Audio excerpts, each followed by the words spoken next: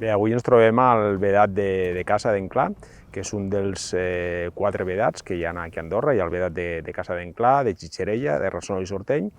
i juntament amb aquests vedats portem 3 setmanes, el cos de banders en col·laboració amb el col·lectiu de caçadors,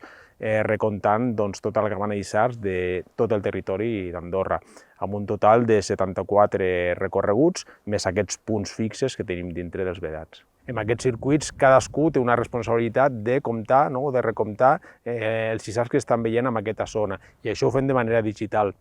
Aquestes dades digitalment s'entren dins d'una aplicació i una vegada finalitzat el recompte ja entren dintre una base de dades que automàticament sabrem important el nombre de cabrits, que és el que ens donarà l'índex de creixement de la cabana, com les diferents classes d'edats dels isards i de gènere.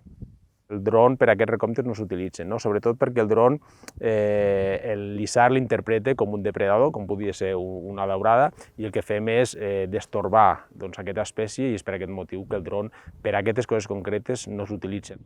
Bé, el recompte, la finalitat que té és la gestió de la cabana d'isard, ja sigui dintre, per exemple, d'aquest vedat, fer una gestió concreta dintre del vedat, o de la cabana en general, de la població d'isard al territori andorrà. La voluntat és mantenir una cabana que estigui en bona salut a nivell sanitari i mantenir una població que va pujant de manera estable progressivament. Els cabrits d'isard acostumen a néixer a principis de maig i va ser quan va començar a ploure molt. Això pot afectar una mica alguns cabrits, perquè aquestes pluges els refreden moltíssim, agafen hipotèrmia i després conseqüències de pneumonies, però hem vist que al final s'ha mantingut estable la població dels cabrits i al final ha sigut una primavera molt bona a nivell de pluges després, i ara la veritat és que veiem que tenen molt menjar, i això també garantitza una bona setmana de l'isard.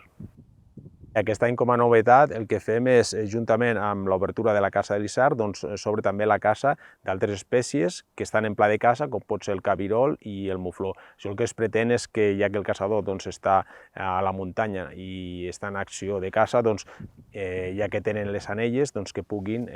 gestionar una mica també aquestes altres espècies.